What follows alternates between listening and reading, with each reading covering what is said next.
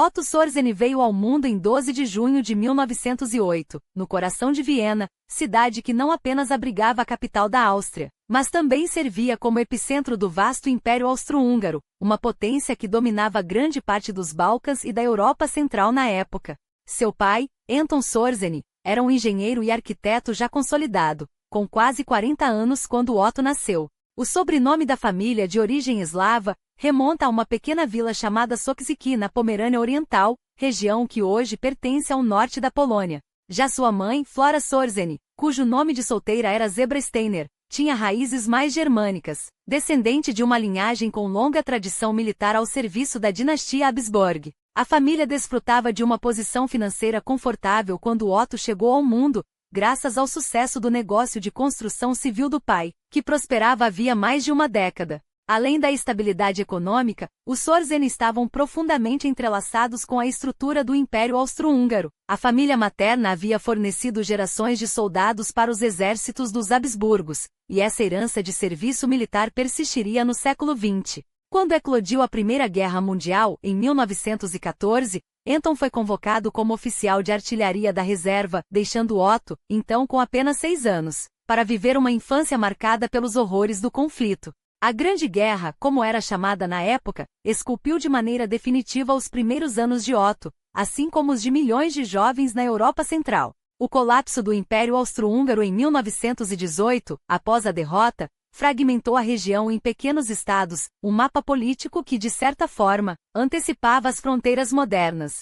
A Áustria emergiu desse caos como um país reduzido e frágil, condenado a enfrentar anos de instabilidade. Mesmo nesse contexto turbulento, Otto revelou-se um aluno brilhante, com um talento natural para disciplinas práticas como matemática e engenharia, além de um dom para idiomas. As humanidades, no entanto, nunca o atraíram, e a leitura por prazer era uma raridade em sua rotina. Em 1926, seguindo os passos do pai e do irmão mais velho, Alfred, ele ingressou na Technische Hochschule de Viena, uma das instituições mais respeitadas da Europa para a formação de engenheiros. Lá, dedicou-se primeiro a um curso de 3 anos e depois a estudos avançados.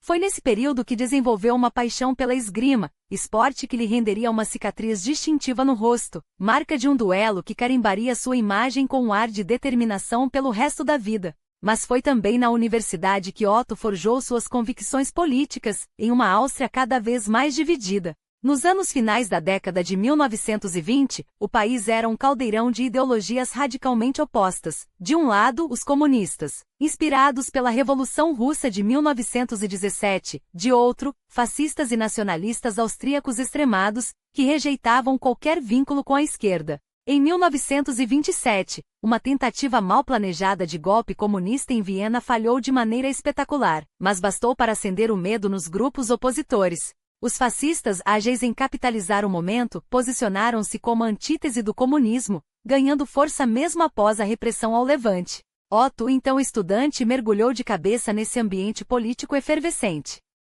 Em 1928 filiou-se à Legião Acadêmica, uma organização paramilitar composta por jovens nacionalistas, vinculada à Inver, a Guarda Nacional Austríaca, principal força de direita do país na época. Até o início dos anos 1930, a Inver já tecia laços com regimes fascistas vizinhos, o de Benito Mussolini na Itália, o de Miklos Horthy na Hungria e, mais perigosamente, o partido nazista de Adolf Hitler, que ganhava força na Baviera. Otto não escondeu sua simpatia pelo fascismo e, em 1931, assumiu a liderança de um pelotão na Inver. Seu avanço, no entanto, foi breve. Walter I, líder da facção pan-germânica do grupo, tentou emular a marcha sobre Roma de Mussolini com uma ofensiva mal planejada sobre Viena. Um fiasco que desmoralizou a organização e levou ao seu colapso.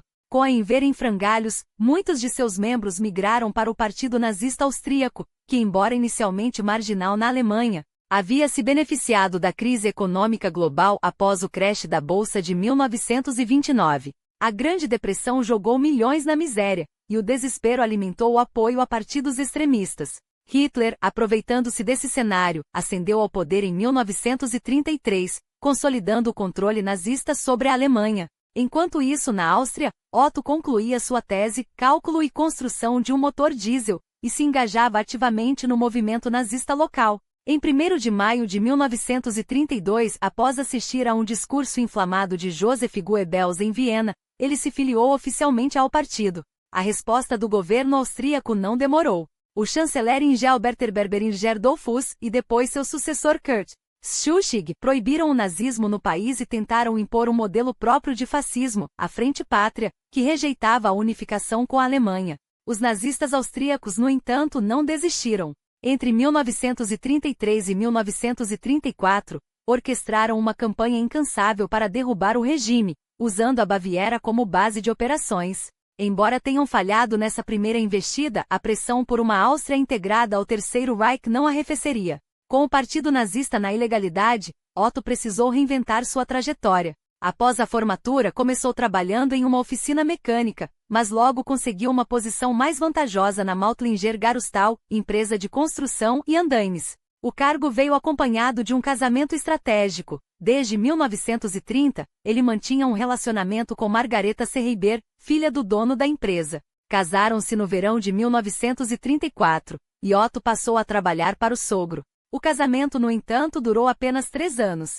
Em 1937, já com participação societária na empresa, ele se divorciou de Margareta e poucas semanas depois, casou-se com Emily Hart, com quem teria sua única filha, Waltraud, nascida em 1940. Quando se casou pela segunda vez, a Áustria já estava sob o jugo nazista. Após anos de remilitarização alemã na metade da década de 1930, Hitler intensificou a pressão sobre o governo da Frente Pátria. O resultado foi a Anschluss, a anexação da Áustria pela Alemanha em março de 1938, um processo quase sem resistência, executado com precisão militar. Não há registros concretos de envolvimento direto de Sorsene nesse episódio, embora ele tenha afirmado em suas memórias ter salvado o presidente austríaco Wilhelm Miklas de um suposto atentado. A falta de evidências, porém, lança dúvidas sobre essa versão. O que se sabe é que, nesse período, sua atuação na Noite das Facas Longas, a purga interna do regime nazista, e foi muito mais substantiva,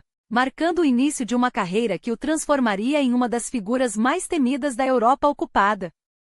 Na noite de 9 para 10 de novembro de 1938, quando o ódio antissemita do regime nazista explodiu em violência coordenada, Sorsene já estava profundamente integrado à máquina de terror do Terceiro Reich.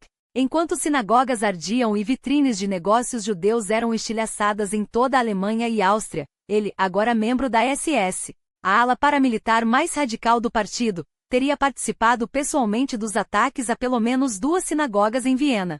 A Kristallnacht não foi um surto espontâneo de fúria, mas uma operação calculada, executada quando Hitler e seus seguidores se sentiam mais poderosos do que nunca. O regime nazista havia, afinal, desmantelado as amarras do Tratado de Versalhes com uma rearmamentação agressiva nos anos 1930. Mas não parou por aí. Após a Anschluss com a Áustria em março de 1938, veio a anexação dos Sudetos na Tchecoslováquia no outono do mesmo ano. Em março de 1939, o restante do país foi engolido, juntamente com a cidade de Memel na Lituânia. Enquanto isso, Grã-Bretanha e França, alarmadas, aceleravam seus próprios preparativos militares, antevendo o inevitável, a invasão da Polônia. Hitler, cada vez mais audacioso, exigia concessões territoriais de Varsóvia. Quando a Alemanha cruzou a fronteira polonesa em 1º de setembro de 1939, após uma operação de bandeira falsa para justificar o ataque como legítima defesa, Londres e Paris não tiveram escolha senão declarar guerra 2 dias depois. A Segunda Guerra Mundial havia começado. Sorsene, até então um civil com vínculos ideológicos mas sem experiência militar real, alistou-se imediatamente. Aos 31 anos, era um homem imponente e 1,93 metros de altura, atleta, cheio de energia.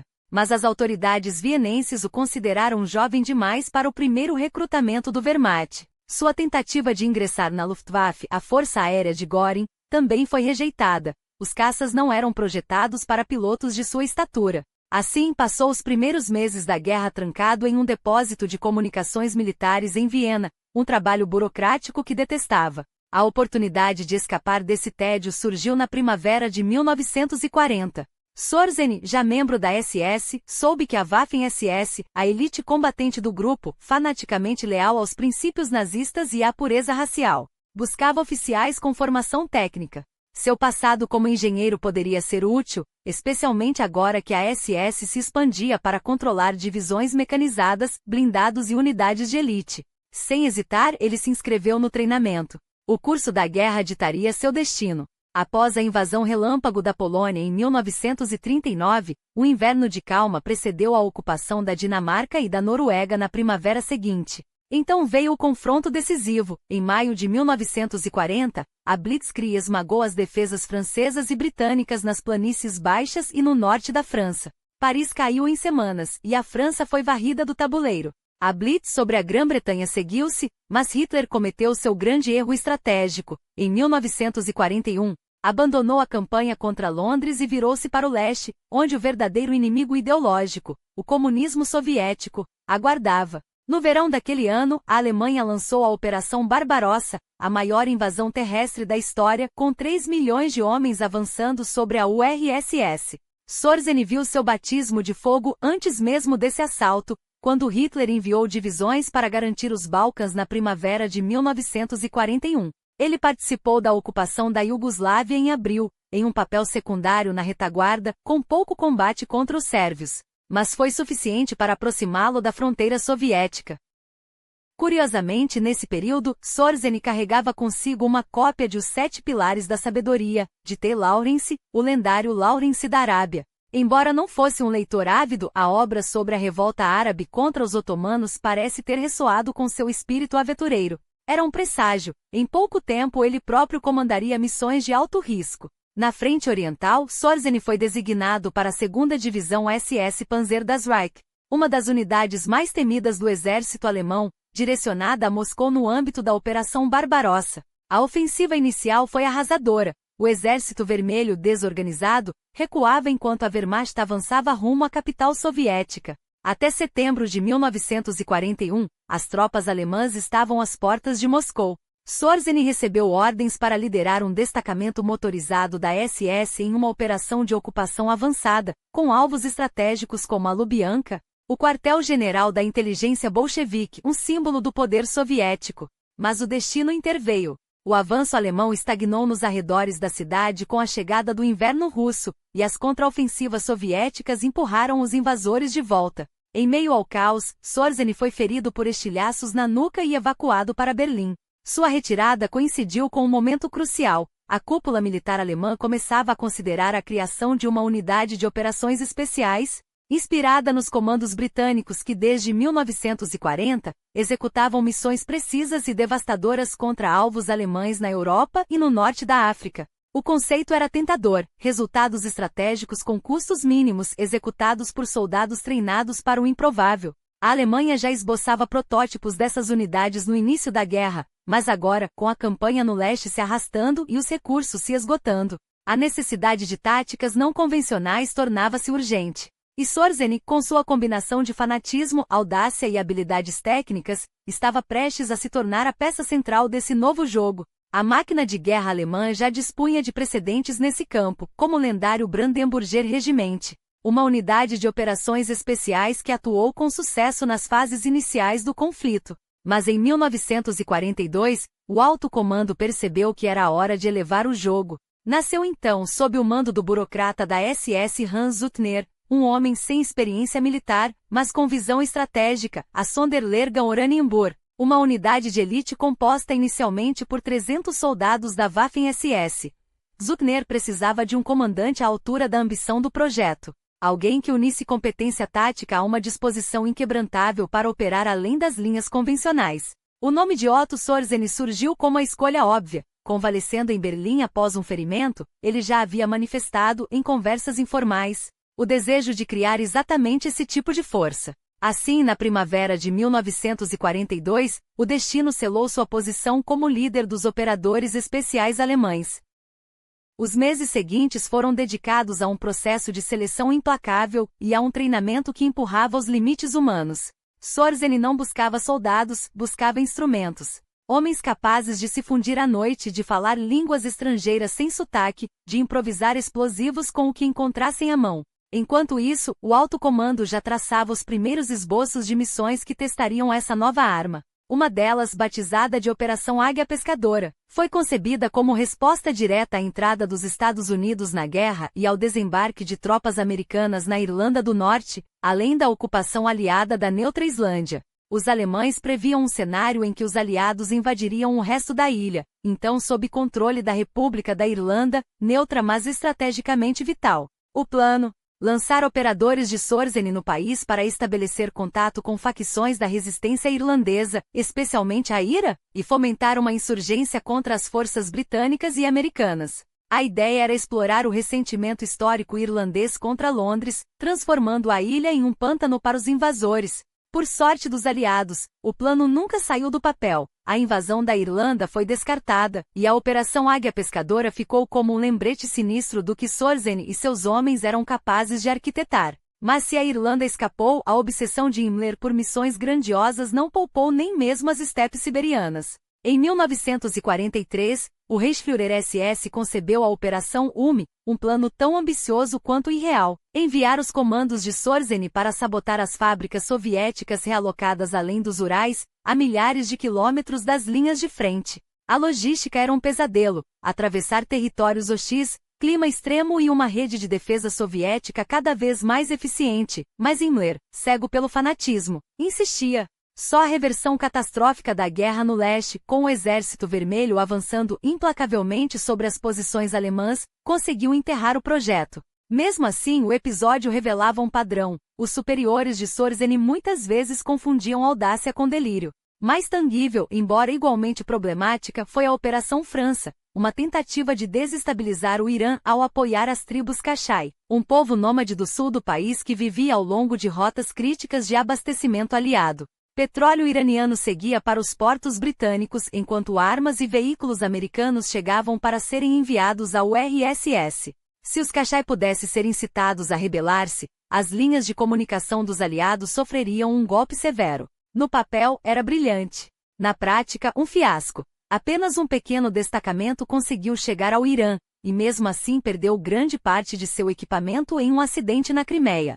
Ainda assim, o fracasso serviu como um curso intensivo em logística e adaptação, lições que Sorsen guardaria para as missões que viriam. Porque 1943 seria o ano em que sua reputação seria forjada não em planos abortados, mas em uma operação que entraria para a lenda: o resgate de Mussolini. A maré da guerra havia virado de forma dramática. Na primavera, os aliados esmagaram as últimas posições do eixo na Tunísia, abrindo um novo fronte com a invasão da Sicília em julho. Em menos de um mês, a ilha caiu, e as tropas aliadas cruzaram para a Itália continental. O impacto foi imediato. Em Roma, o Grande Conselho Fascista destituiu Mussolini em 25 de julho, e o rei Vítor Emanuel III ordenou sua prisão.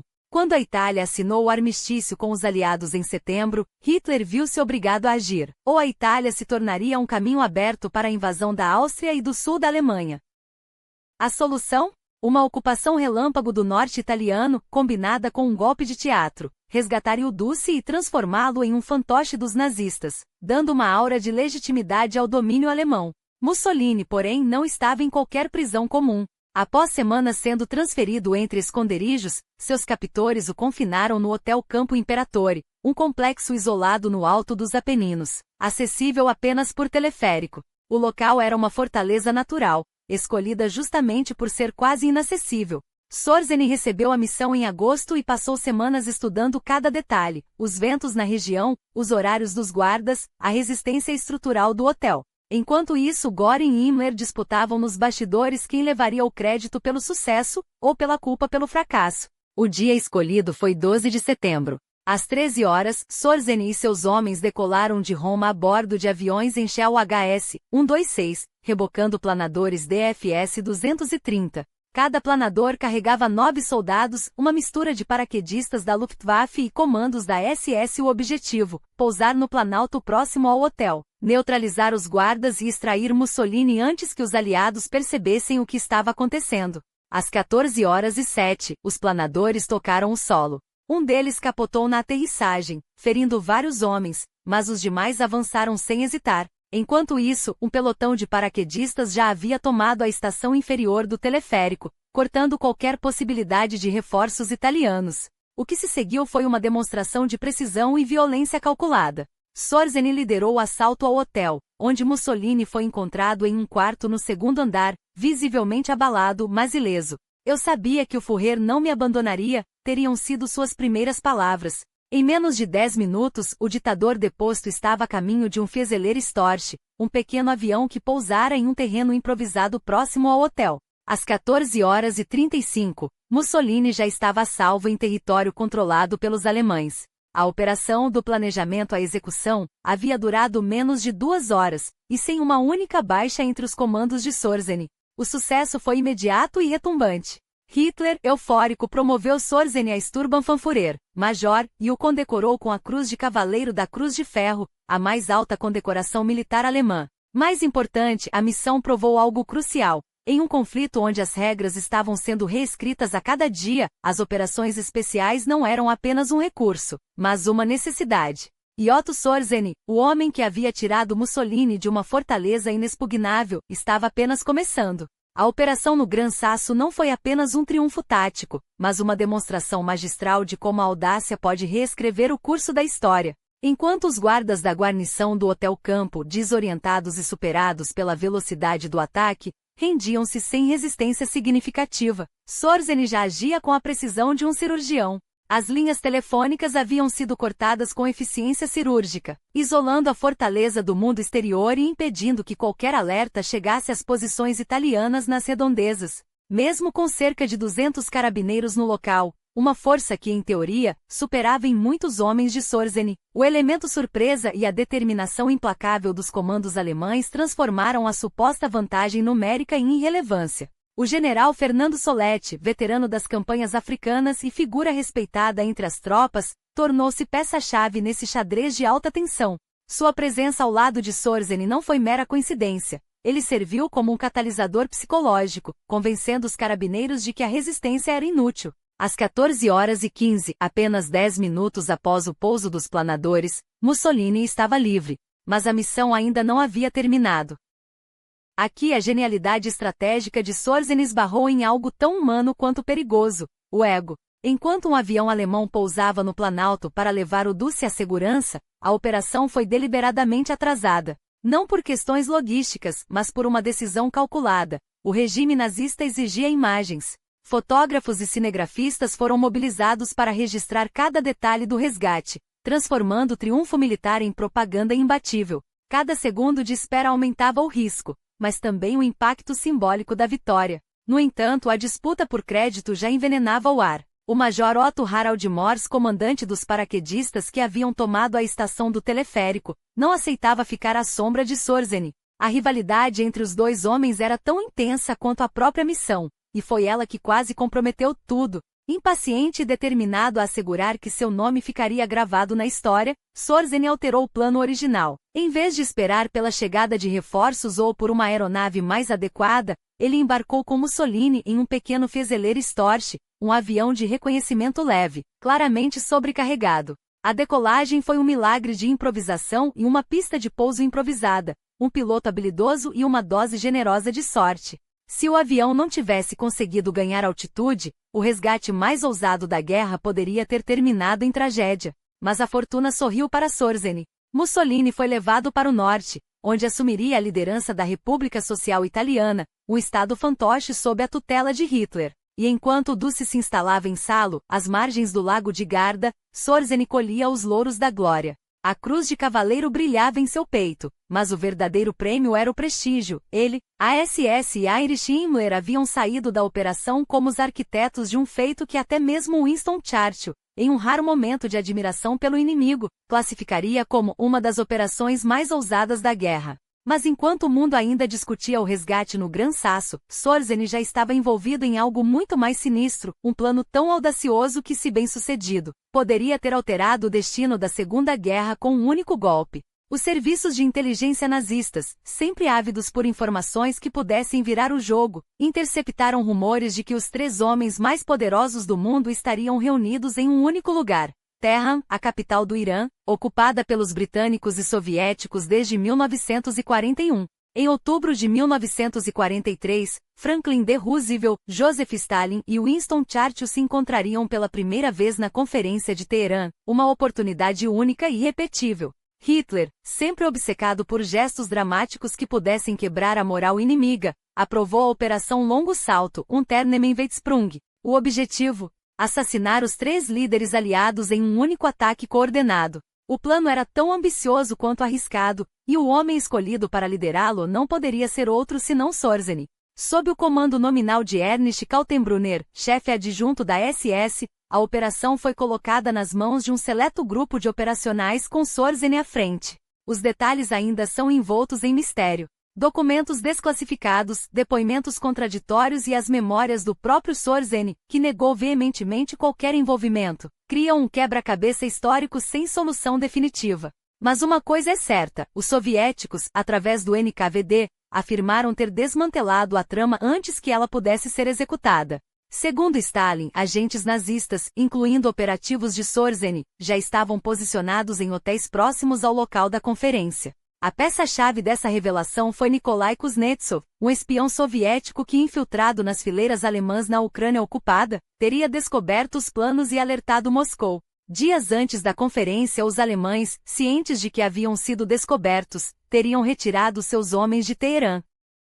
Se a versão soviética for verdadeira, Sorzeny esteve a um fio de reescrever a história de maneira ainda mais dramática do que no Gran Sasso. Imaginem, um único ataque eliminando Roosevelt, Churchill e Stalin. A guerra poderia ter tomado um rumo radicalmente diferente. Mas como tantos planos nazistas, a Operação Longo Salto permaneceu no reino do "e se?", um fantasma de uma possibilidade que nunca se materializou. Enquanto o debate sobre Teherã ainda ecoava nos corredores do poder, Sorzeny já estava de olho em outro alvo de alto valor, Josip Broz Tito, o líder partidário que desafiava a ocupação nazista nos Balcãs. A Iugoslávia, com suas montanhas intransponíveis e sua resistência feroz, havia se tornado um pesadelo para Berlim. Tito, aproveitando o caos após a queda de Mussolini e o avanço aliado na Itália, expandira sua influência, transformando vastas regiões do país em territórios controlados pelos partidários. A resposta alemã veio na forma da Operação Rosselsprung, ou Operação Salto do Cavalo, uma ofensiva combinada de forças terrestres e paraquedistas destinada a capturar ou eliminar Tito e desmantelar seu quartel-general.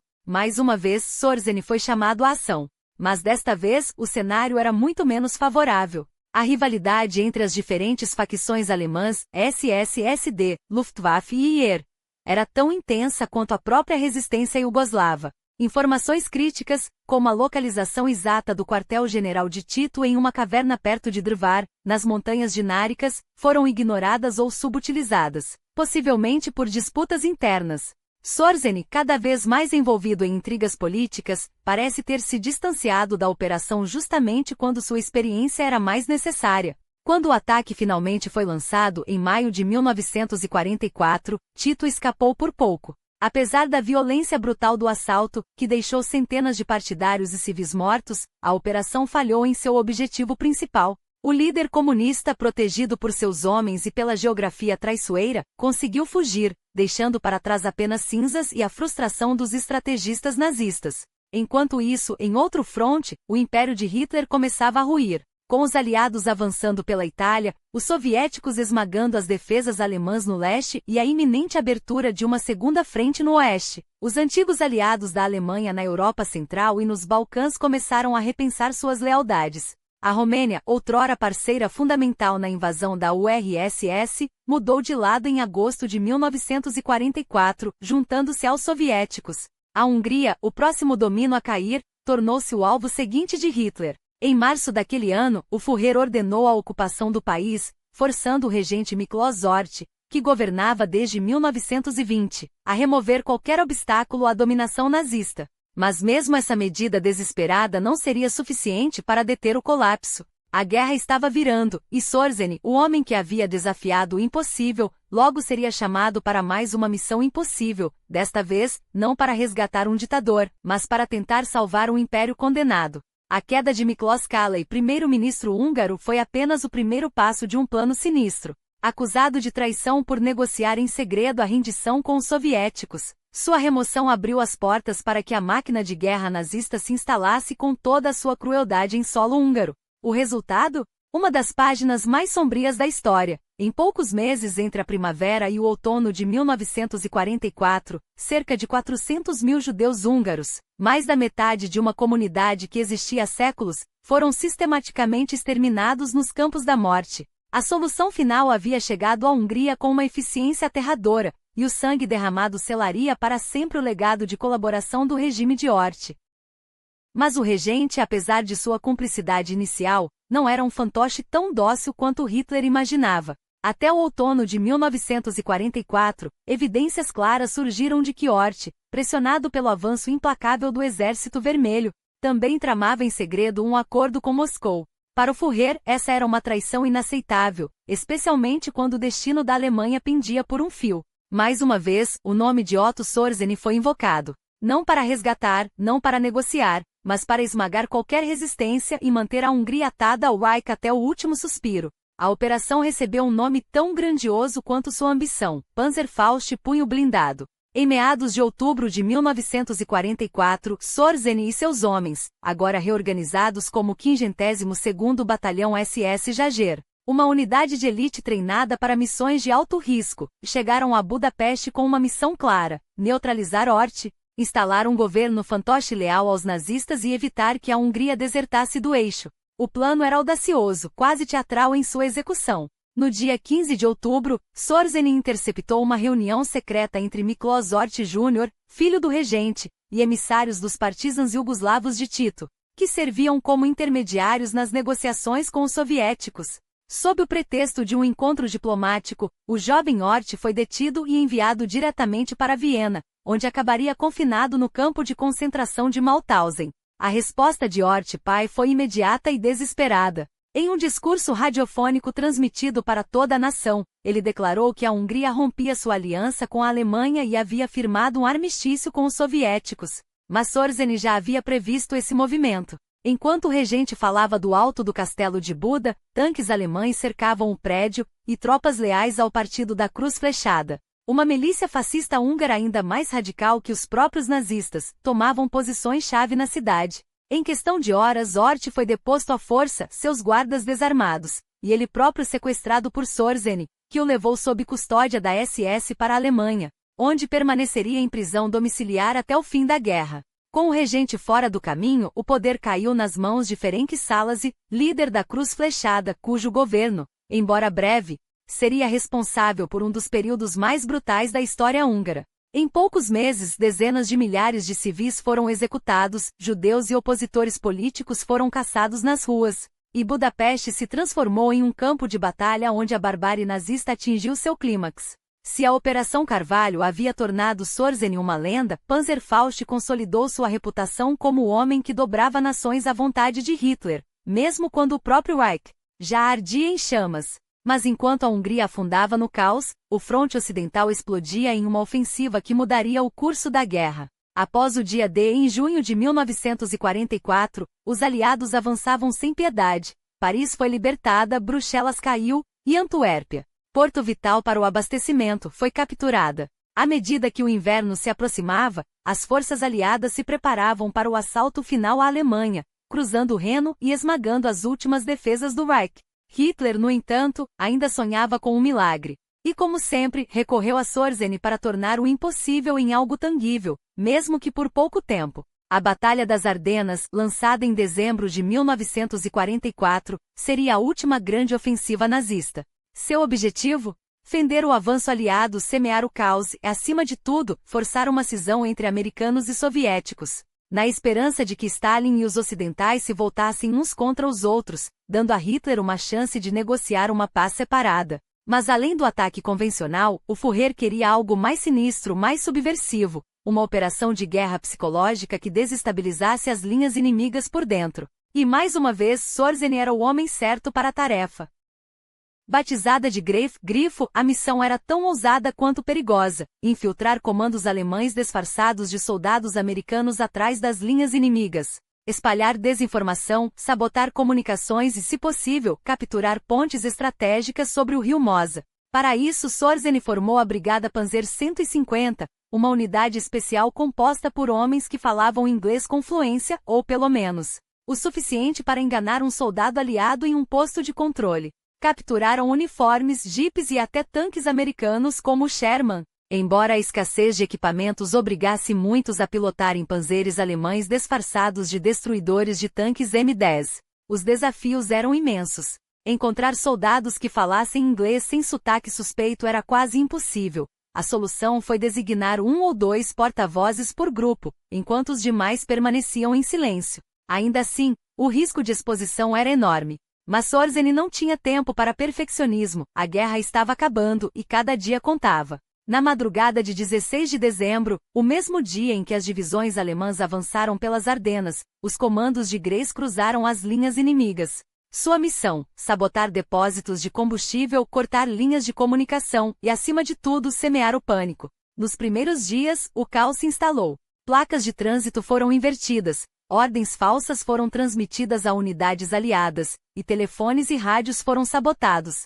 Em um caso notório, um destacamento aliado foi convencido a abandonar uma vila estratégica, acreditando que recebia ordens superiores. Em outro, uma brigada inteira marchou na direção errada por horas, graças a informações falsas plantadas pelos homens de Sorzeny. O efeito foi tão perturbador que os aliados, ao perceberem a infiltração, implementaram checkpoints rigorosos, mas mesmo isso virou contra eles. Em um episódio quase cômico, se não fosse trágico, o general Omar Bradley, comandante do 12º Grupo de Exércitos americano, foi detido por suas próprias tropas quando não soube responder corretamente à pergunta: qual é a capital de Illinois? Ele disse Springfield. O soldado, convencido de que a resposta certa era Chicago, o prendeu como suspeito de ser um espião alemão. Em outra ocasião, o Marechal Bernard Montgomery teve os pneus de seu jipe metralhados por soldados aliados que o confundiram com um comando inimigo. Por alguns dias, Gray funcionou além das expectativas. Mas a farsa não poderia durar. À medida que os aliados aperfeiçoavam seus métodos de identificação e a contraofensiva ganhava força, os homens de Sorzeny foram sendo caçados e eliminados. Quando o general George Patton chegou com o 3º Exército Americano em 26 de dezembro, o destino da Batalha das Ardenas estava selado. A ofensiva alemã desmoronou e com ela, qualquer esperança de Hitler em reverter o curso da guerra. Com a vitória aliada nas Ardenas, o caminho para a invasão final da Alemanha estava aberto. No leste, os soviéticos massacravam as últimas divisões alemãs na Polônia, preparando-se para o assalto a Berlim. No oeste, os americanos e britânicos avançavam em direção ao Reno. E enquanto o Reich entrava em colapso acelerado, muitos dentro do regime nazista já olhavam não para a vitória, mas para a fuga, a rendição ou o suicídio. Sorzeny, no entanto, ainda tinha um papel a desempenhar, mesmo que fosse o de testemunha do fim. Enquanto Himmler, no mais alto escalão da SS, começava a sondar discretamente a possibilidade de um acordo de paz com os aliados. Sabendo que qualquer termo seria inaceitável para o regime, ele já vinha, desde o outono de 1944, orquestrando um plano muito mais sinistro, a Operação Vervol. Não se tratava de uma rendição disfarçada, mas de uma guerra que continuaria mesmo após a derrota oficial da Alemanha. E Sorzeny, com sua reputação de homem de ação implacável, foi rapidamente recrutado para dar forma a esse pesadelo. A ideia era simples em sua crueldade. Células clandestinas de nazistas fanáticos, treinados para agir como lobos solitários, espalhariam o caos na retaguarda inimiga. Sorzeny supervisionou o adestramento de centenas de homens em táticas de franco-atirador, sabotagem, fabricação de explosivos caseiros e guerra de guerrilha. Tudo para transformar a ocupação aliada em um inferno prolongado. Os relatórios da época sugerem que até os últimos meses de 1945, a SS ainda acreditava que poderia manter viva a chama do Reich. Não nas trincheiras, mas nas sombras. No entanto, o quão avançado estava esse plano segue sendo um enigma. Historiadores dividem-se. Para alguns, a Operação Vervol foi pouco mais que propaganda. Um último suspiro de um regime que já não tinha forças para sustentar nem mesmo uma resistência organizada. Para outros era uma ameaça real, embora mal estruturada, que poderia ter prolongado o derramamento de sangue por meses, se não anos. O certo é que Sorzeny não teve tempo para dedicar-se integralmente ao projeto. Em janeiro de 1945, a escassez de comandantes experientes forçou a alta cúpula a tirá-lo das sombras e jogá-lo de volta à linha de frente, desta vez como líder de uma divisão blindada do 3º Exército Panzer, encarregada de defender a cabeça de Ponte de Sevet, no nordeste da Alemanha. Era uma missão desesperada. As forças do Segundo Frente Bielorrusso avançavam como uma maré humana, esmagando tudo à sua frente rumo a Berlim. Sorzeny, com recursos escassos, sem metralhadoras pesadas, sem artilharia suficiente, improvisou, montou canhões antiaéreos em caminhões, transformando-os em armas móveis de último recurso. Mesmo assim, conseguiu segurar a posição por 31 dias, de fevereiro a março, até que no dia 3, ordenou a retirada. Não por derrota, mas por um silêncio ensurdecedor. Nenhum comando superior respondia às suas solicitações, e permanecer ali significava ser cercado e aniquilado. O fim estava próximo.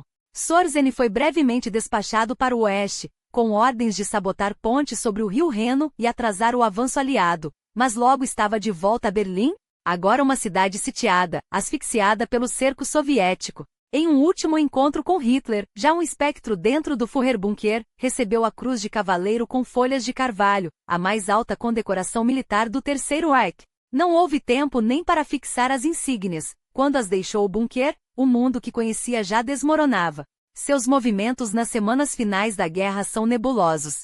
Esteve em Viena na segunda metade de abril, antes de rumar para os Alpes bávaros, onde a SS preparava um último reduto.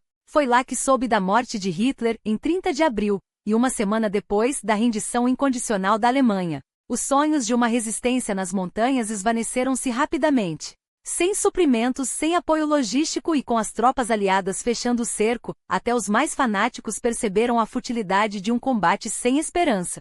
Restava uma carta na manga: convencer os americanos de que poderiam ser úteis, não como soldados, mas como uma força policial para manter a ordem na Alemanha pós-nazista. Em 16 de maio de 1945, Sorzeny e outros comandantes da SS descenderam das montanhas e entregaram-se a uma divisão americana. Era o fim de uma era, mas não o fim de sua história. Quando os aliados descobriram que tinham Otto Sorzeny sob custódia, deveria ter sido o início de um julgamento exemplar. Afinal, poucos homens encarnavam tão bem o espírito predatório do nazismo. O resgate ousado de Mussolini, os supostos planos para assassinar Churchill, Stalin e Eisenhower, a supervisão de operações como Greif e dezenas de missões clandestinas. Com tantos líderes do regime mortos ou suicidados, Sorzeny era um troféu, um nome que ecoaria nos tribunais de Nuremberg, onde a justiça internacional buscava dar um rosto aos crimes do Reich. Mas algo inesperado aconteceu. Em vez de ser submetido a interrogatórios brutais, como outros oficiais da SS, Sorzeny foi questionado de maneira quase casual pelos americanos durante o verão e outono de 1945. Seria negligência? Ou havia um cálculo por trás dessa aparente indulgência? O fato é que, no início de 1946, seu nome apareceu na lista dos réus a serem julgados não em Nuremberg, mas em Dachau, o primeiro campo de concentração nazista, agora convertido em tribunal para julgar aqueles que um dia o administraram. Os meses que se seguiram foram de um desgaste físico e psicológico brutal. Sorzeny passou longas temporadas em isolamento, enquanto investigavam seu envolvimento na Operação Greif, especialmente as acusações de que seus comandos haviam usado balas envenenadas com acônito, o que configuraria crime de guerra por uso de armas químicas. Seu corpo, já debilitado, sucumbiu a uma greve de fome em protesto contra as condições de detenção. Em 1946, teve de ser transferido de volta a Dachau para uma cirurgia de emergência na vesícula, um irônico retorno ao lugar onde tantos haviam sido torturados e mortos sob suas ordens. Quando finalmente foi a julgamento em 1947, o processo contra Sorzeny revelou-se frágil. Testemunhas aliadas admitiram que os próprios americanos e britânicos haviam planejado operações similares a Grace durante a ofensiva das Ardenas. Sem provas contundentes e com a Guerra Fria já lançando sua sombra sobre a Europa, a acusação desmoronou. Absolvido, ele deveria ter sido libertado. Mas não foi. A desnazificação ainda o aguardava. E enquanto 1947 dava lugar a 1948, Sorzeny permanecia preso, enfrentando a perspectiva de mais anos atrás das grades. Até que no verão de 1948, após 3 anos de cativeiro, ele desapareceu. Os detalhes de sua fuga, se foi suborno, conivência ou pura audácia, permanecem envoltos em mistério. Mas uma coisa era certa: o homem que havia sido o fantasma de Hitler não estava disposto a passar o resto da vida como prisioneiro dos vencedores. O próprio Sorzeny, mestre na arte de tecer lendas em torno de si mesmo, Alimentaria mais tarde a teoria de que sua fuga teria contado com a cumplicidade secreta das autoridades americanas. Uma narrativa conveniente, mas sem qualquer fundamento além de sua própria palavra. A verdade, embora menos cinematográfica, não deixa de ser audaciosa. Um grupo de antigos camaradas da SS, disfarçados de policiais militares americanos, infiltraram-se na prisão de Darmstadt com documentos falsos e uma história bem ensaiada. Sob o pretexto de conduzi-lo a um julgamento em Nuremberg, Sorzeny foi escoltado para fora do complexo penitenciário, e a partir daquele momento, evaporou do radar das forças aliadas. Os meses seguintes o encontrariam escondido nas colinas da Baviera, abrigado em uma fazenda alugada pela condessa Ilse Lüth, sobrinha de Hjalmar Schacht, o ex-ministro da Economia do Terceiro Reich. Não era um refúgio qualquer, era um esconderijo financiado por conexões que ainda pulsavam no submundo do pós-guerra. Quando a poeira baixou o suficiente, Sorzeny não apenas se instalou ali como também formalizou sua união com Lüth, descartando sua segunda esposa com a mesma frieza com que planejava suas operações. A Europa ainda tremia sob o peso das memórias da guerra, mas para ele, o jogo estava longe de terminar. Sua reaparição pública em 1950 foi tão teatral quanto sua fuga. Um café em Paris, uma fotografia casual, e de repente o homem mais perigoso da Europa estava de volta aos noticiários. As autoridades francesas mal tiveram tempo de reagir. Sorzeny evaporou novamente, desta vez rumo à Áustria, antes de fixar seu olhar em um destino mais promissor, a Espanha de Franco. Neutral durante a guerra, o regime franquista agora abria seus braços para os fantasmas do nazismo, oferecendo-lhes não apenas asilo, mas uma segunda chance. Madrid tornou-se seu quartel-general nos anos 1950, onde se camuflou como jornalista ou comerciante de importação e exportação, profissões que serviam como fachada perfeita para suas atividades reais. Porque Sorzeny não estava em Espanha para se aposentar, ele estava para orquestrar. De sua base em Madrid, ele se tornou o arquiteto de uma das redes de fuga mais eficientes do pós-guerra. Da Spine, a Aranha, não era um apelido casual. Como uma teia, sua organização se estendia pela Europa Ocidental, conectando ex-membros da SS, funcionários corruptos e simpatizantes dispostos a pagar pelo silêncio. A rota era bem oleada. Da Alemanha e Áustria, os fugitivos eram conduzidos pela Suíça até a Itália, onde documentos falsos e passagens para a América do Sul os aguardavam. Argentina, Chile e Paraguai. Qualquer lugar onde ditaduras amigáveis ou governos complacentes fechassem os olhos para crimes de guerra. E Sorzeny não agia sozinho. Em 1951, conseguiu o apoio de nada menos que Alfred Krupp, o magnata do aço cuja fortuna havia sido construída com trabalho escravo durante o Holocausto. Liberado após cumprir apenas 3 anos de uma pena de 12, Krupp usou os tentáculos de sua empresa para facilitar a logística de Die Spine, provando que para alguns, a lealdade ao Reich não tinha prazo de validade. Estima-se que centenas de criminosos de guerra escaparam pela teia de Sorzeny, mas seu legado não se limitava à fuga. Enquanto o mundo tentava virar a página da Segunda Guerra, ele trabalhava para garantir que o nazismo não fosse enterrado com Hitler. Em Madrid escreveu suas memórias, um relato autoindulgente de suas operações comando, publicado em série no Le Figaro, escolha irônica para um jornal que,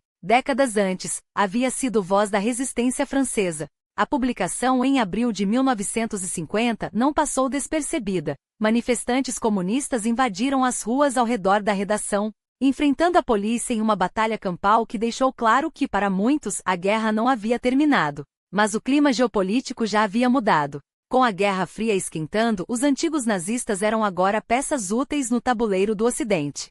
A desnazificação virou farsa. Dezenas de milhares de colaboradores foram denazificados em absentia, perdoados, reintegrados, muitos deles recrutados pelo governo da Alemanha Ocidental. Sorzeny, é claro, foi um dos beneficiados. Em 1952, seu nome foi limpo dos registros, embora jamais voltasse a pisar em solo alemão. Um passaporte Nansen, o documento dos apátridas, tornou-se seu novo símbolo de liberdade. Liberdade que ele usaria sem moderação.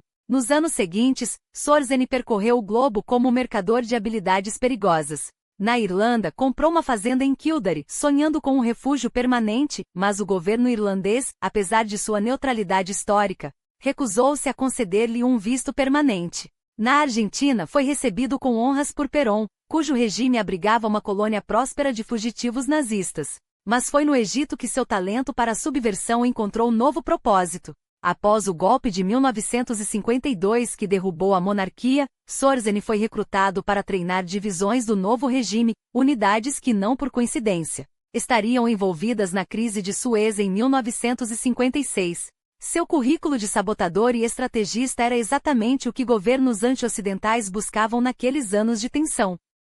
Enquanto isso, na Europa, o fantasma do nazismo ainda assombrava. Em 1966, Sorzeny foi um dos fundadores do Círculo Espanhol de Amigos de Europa, CEDAD, um grupo neofascista determinado a reviver a ideologia que o continente jurara ter enterrado. Mas seu projeto mais ambicioso viria em 1970, com a criação do Grupo Paladino, uma milícia neofascista disfarçada de agência de segurança privada, pronta para oferecer seus serviços a governos de direita que precisassem de mão de obra suja, desde combater comunistas na Europa até, segundo rumores nunca confirmados, treinar jihadistas árabes contra Israel. Seus tentáculos alcançaram Portugal sob Salazar, e a Itália, onde a ameaça vermelha crescia. Há quem afirme que até a CIA teria se valido de seus contatos, mas como sempre, a linha entre fato e lenda em sua vida é tênue. O que não se pode negar é que até seus últimos dias, Otto Sorzeny permaneceu exatamente o que sempre fora, um homem que se recusava a aceitar a derrota. E o mundo, em sua complacência, permitiu que ele continuasse a jogar. Mas se sua trajetória já parecia impossível de superar em termos de paradoxos, o destino ainda guardaria uma última cartada, tão absurda que até hoje divide historiadores e agentes de inteligência. Em 1989, documentos vindos dos círculos mais fechados do Mossad, a temida agência de inteligência israelense, vieram à tona, revelando algo que soava como ficção. Otto Sorzeny teria sido recrutado pelo próprio Serviço Secreto de Israel na década de 1960. Não um contato casual, não uma fonte indireta, mas um acordo formal com um dos arquitetos do Holocausto. À primeira vista, a ideia parece um estratagema de propaganda ou um boato sensacionalista, daqueles que alimentam teorias da conspiração. Porém, a confirmação veio de uma fonte inquestionável, um ex-alto funcionário do Mossad, cuja credibilidade não poderia ser facilmente descartada. Desde então, investigações e estudos tentaram desvendar os bastidores desse arranjo improvável, mas a névoa que envolve o caso persiste. O que se sabe, ou pelo menos o que se suspeita com base em relatos cruzados, é que Sorzeny de fato teve algum tipo de envolvimento com os israelenses. As versões, no entanto, divergem radicalmente. Uma delas sustenta que agentes do Mossad teriam invadido sua residência na Espanha, armados não apenas com armas, mas com uma ameaça explícita: colaborar ou morrer. O objetivo: usar sua influência para sabotar o fluxo de tecnologia militar e inteligência que a Alemanha Ocidental fornecia ao Egito, na época, o inimigo jurado de Israel, envolvido em uma série de guerras sangrentas entre as décadas de 1950 e 1970.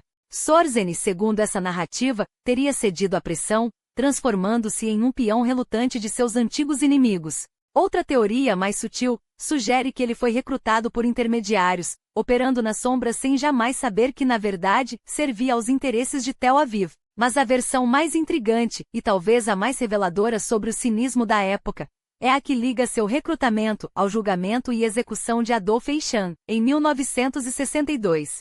Sorzeny, ciente de que seu nome poderia estar na próxima lista de caçados, teria negociado sua própria imunidade. Em troca de ajuda contra o Egito, Israel se comprometeria a não persegui-lo. Um pacto com o diabo selado com sangue e segredos. A verdade, como quase tudo em sua vida, pode nunca vir à luz. Mas o simples fato de que essa aliança tenebrosa seja plausível já diz muito sobre o homem, e sobre o mundo que o tolerou. Pouco depois desses supostos acordos, o corpo de Sorzeny começou a traí-lo. Em 1970, um tumor cancerígeno foi detectado em sua coluna. A cirurgia, agressiva e primitiva para os padrões da época, deixou-o temporariamente paralisado. Mesmo assim, o homem que desafiou a morte em missões impossíveis não se rendia. Retornou a Hamburgo para o procedimento, mas o câncer já havia metástase para os pulmões. Morreu em Madrid em 5 de julho de 1975, aos 67 anos, não em combate, não por um tiro de inimigo, mas consumido por uma doença que nem mesmo sua lendária resistência pôde deter. Seu funeral, é claro, não poderia ser menos controverso. realizado na capital espanhola com pompa católica, atraiu uma procissão de fantasmas, antigos membros da SS neonazistas e simpatizantes que, entre saudações hitleristas, prestaram sua última homenagem ao herói. Seu corpo foi cremado, e as cinzas enviadas a Viena, onde foi enterrado no jazigo da família Sorzeni. Uma segunda cerimônia, desta vez na Áustria, repetiu o ritual macabro: mais saudações, mais símbolos proibidos, mais a sombra de um passado que se recusava a morrer. A polícia austríaca de civil observava tudo em silêncio, como se o próprio Estado temesse provocar os espectros que ainda assombravam a Europa. Entre os generais e estrategistas que serviram ao Terceiro Reich, Sorzeni ocupava um lugar à parte. Era, de certa forma, o equivalente alemão de David Stirling, o fundador das Forças Especiais Britânicas, responsável por audaciosos raids no deserto norte-africano. Suas operações, como o resgate de Mussolini nas montanhas da Itália ou a infiltração na ofensiva das Ardenas, eram dignas de um romance de espionagem. Churchill chegou a descrever a missão Gran Sasso como um ato de grande ousadia, mas aqui reside o perigo da lenda, a aura de aventureiro máscara ou fanático. Sorzeni não era um mercenário apolítico, um soldado de fortuna movido apenas pelo desafio. Era um nazista convicto, que jamais renunciou à ideologia que ajudou a espalhar. Na pós-guerra, continuou a atuar nos bastidores, facilitando a fuga de criminosos de guerra, tecendo redes entre os remanescentes do regime, e, se as suspeitas sobre o Mossad forem verdadeiras, demonstrando que até o mal tem seu preço. Sua história nos força a uma pergunta incômoda: até que ponto a narrativa do gênio militar, ou do audaz comandante, serve para branquear a memória de homens como ele? Sorzeni não foi um anti-herói, foi um vilão que, por capricho da história, teve suas atrocidades ofuscadas por feitos espetaculares. E se hoje seu nome ainda desperta fascínio, é porque o mundo prefere lembrar do homem que desafiou as leis da física em Gran Sasso, e não do que ajudou a construir Auschwitz. A verdade, no entanto, não se apaga tão facilmente. Ela persiste, como as cinzas que ainda ardem em algum canto de Viena.